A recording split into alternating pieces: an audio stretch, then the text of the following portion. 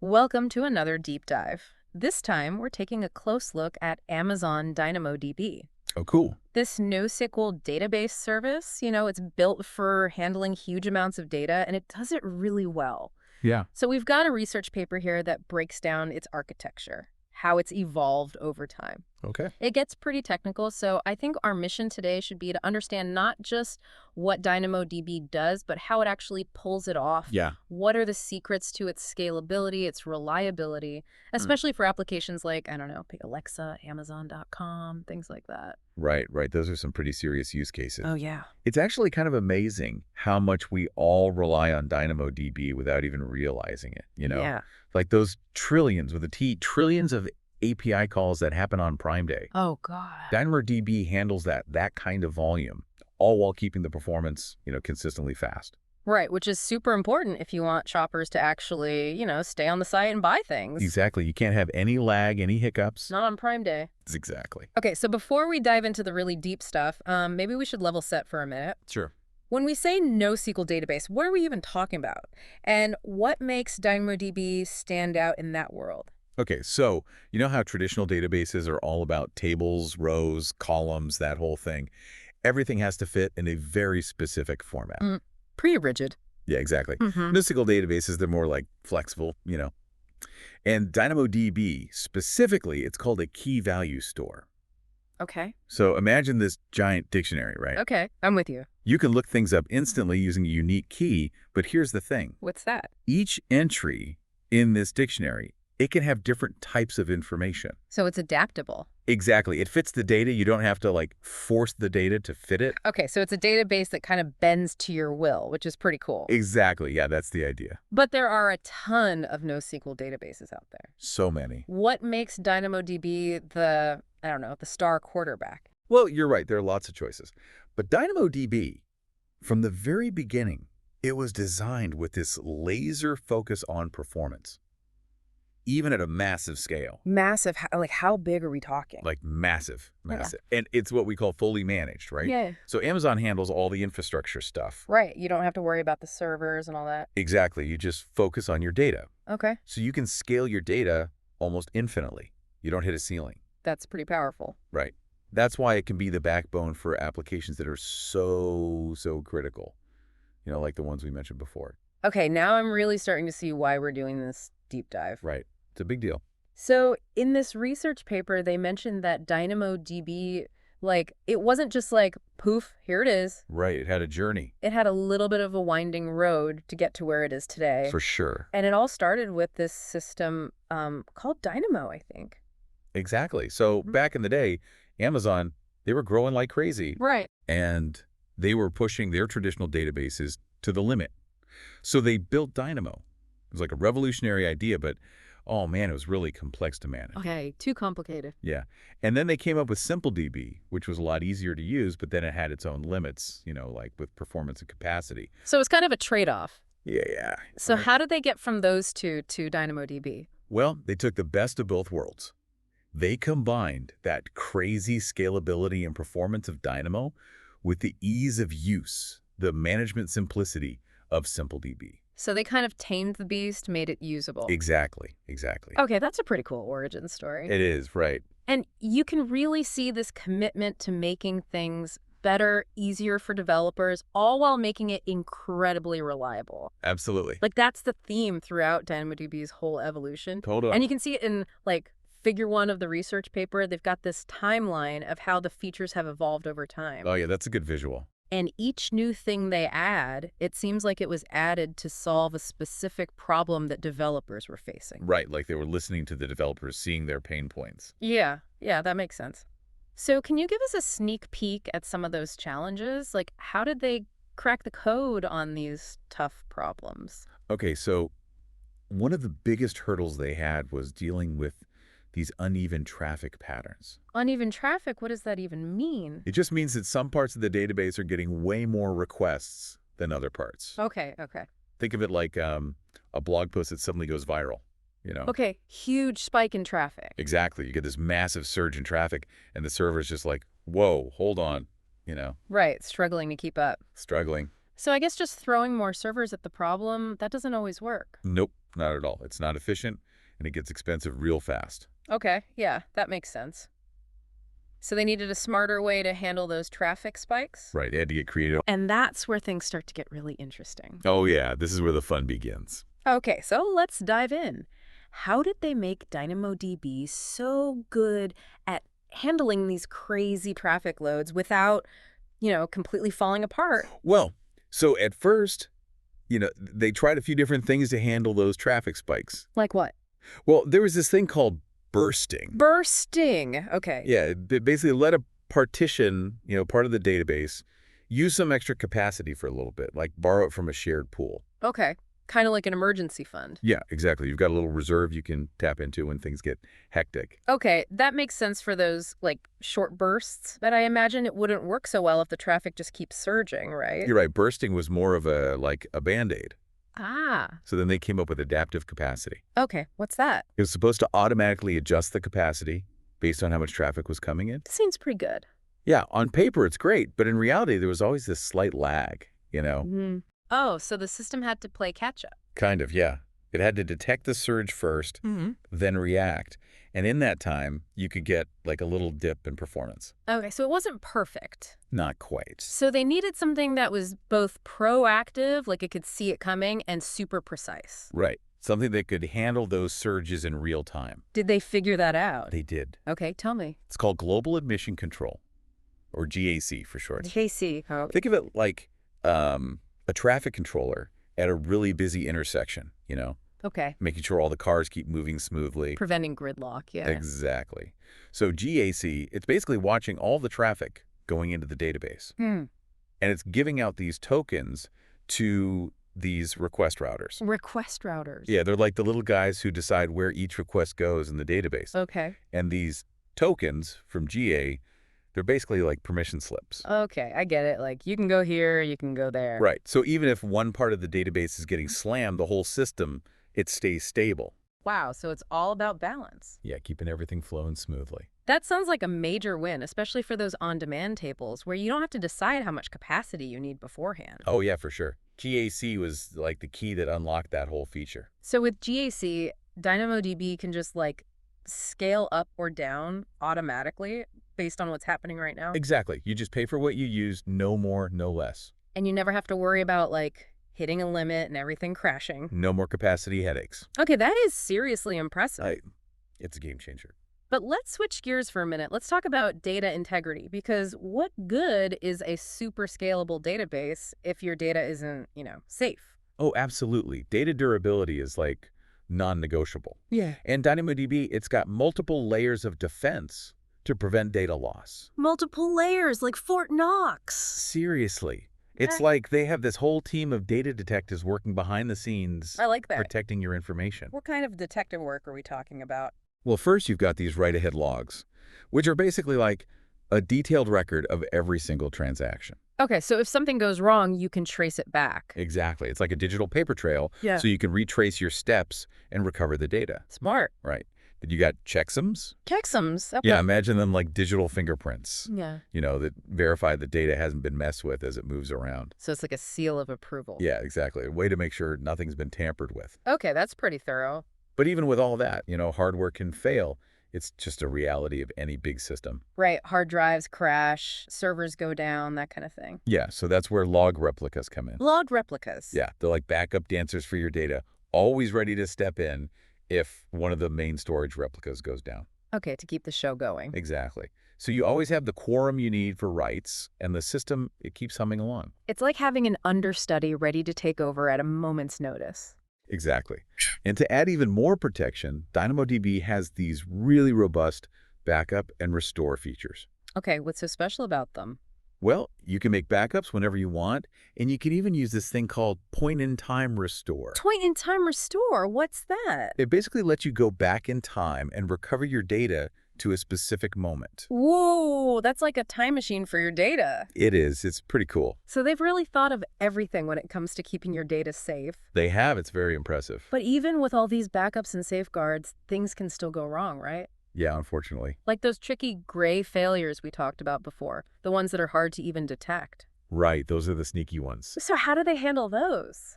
Well, they've got some very clever mechanisms for detecting failures. Okay, like what? So, for example, each replica, each copy of the data, it checks in with the leader regularly. Okay. But here's the thing. If a replica thinks the leader is down, it doesn't just immediately trigger a new election. First, it checks with the other replicas. To see if they're seeing the same thing? Exactly. It's like a double check. Okay, to prevent false alarms. Right. Because you don't want to be switching leaders all the time if you don't have to. Yeah, that would just cause more chaos. Exactly. And they also have this really sophisticated monitoring system, Okay. both from their side and from the customer's perspective, so they can catch any little blips in availability before they turn into big problems. So they're watching everything from multiple angles. All the time, yeah. I remember those canary applications we talked about? Oh yeah, the ones that are constantly simulating real user traffic. Those.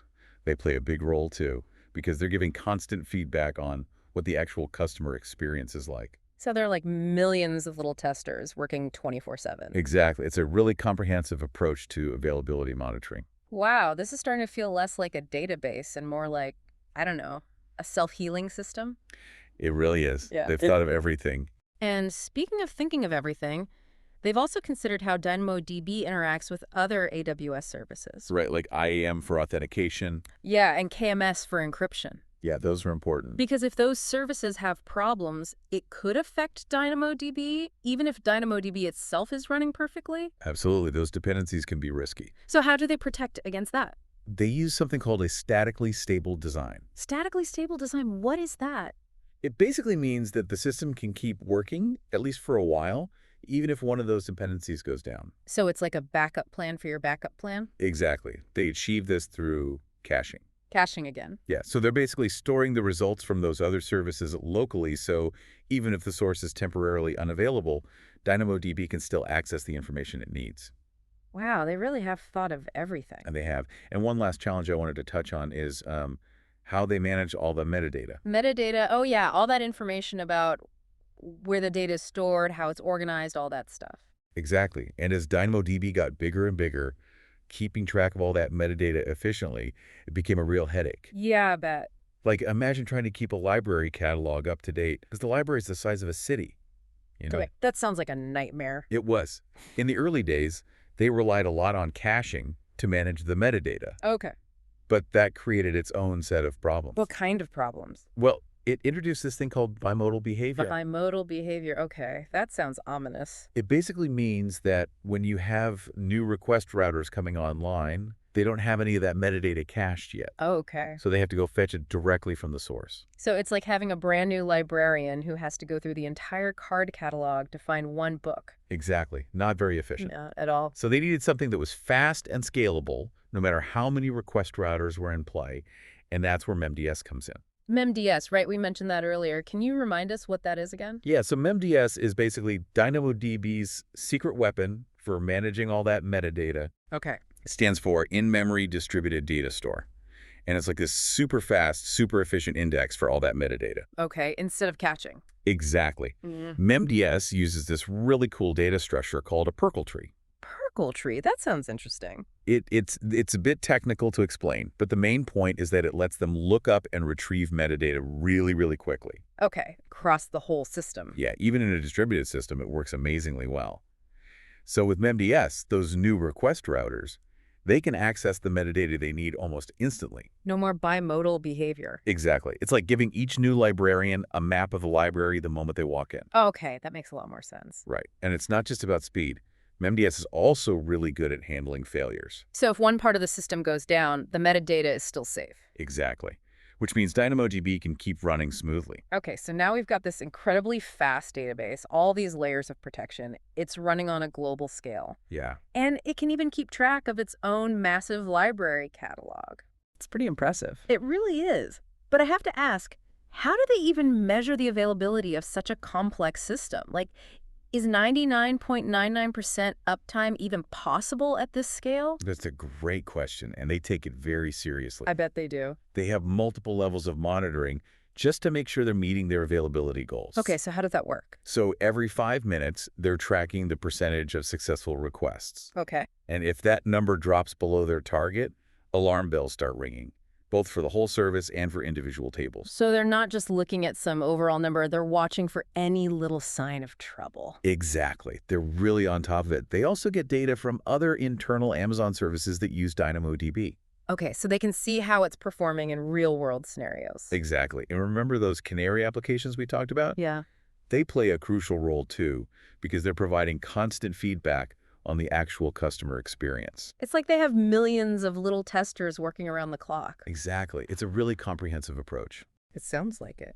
And that attention to detail, that focus on reliability, that's what makes DynamoDB so remarkable, Well, we've certainly covered a lot of ground in this deep dive. We have. We started with the basics of NoSQL databases, then we got into all these intricate details about how DynamoDB keeps data safe, how it handles those crazy traffic spikes. There's a lot to take in. It really is. And it's clear that DynamoDB is way more than just a simple database. Yeah, it's a whole system, a really complex one. It's a system that's constantly evolving, always getting better, Always improving. and it's designed to handle some of the most demanding workloads imaginable. Oh, yeah, for sure. And what's really amazing is that they've managed to achieve all of this without sacrificing performance. Okay, wait, explain that to me. How do you keep performance high when you're dealing with that much data, that much complexity?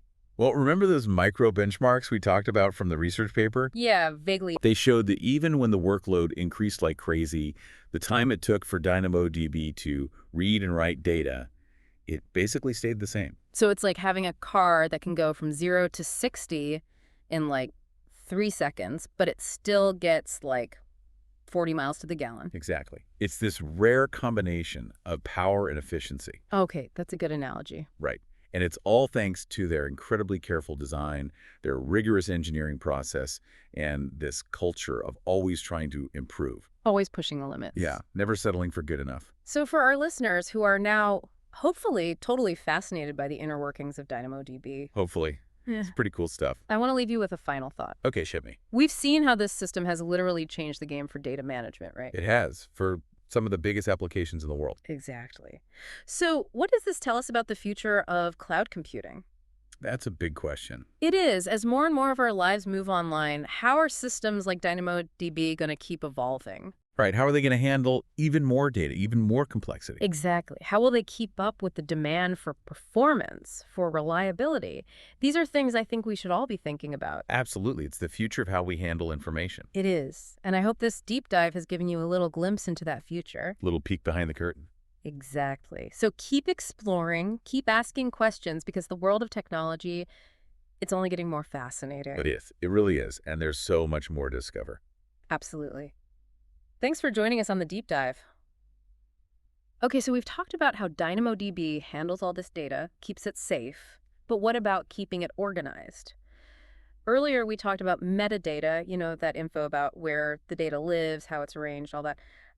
As the system grows, that's going to be a huge challenge, right? Oh, yeah. It's like, imagine a library catalog, Okay.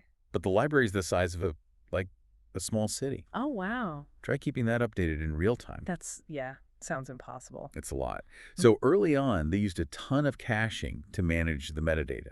Okay, that makes sense. Caching the stuff you need most often. Right. Seemed like a good fit, but as DynamoDB scaled, caching started causing its own problems. Really? Like what? I thought caching was supposed to make things faster.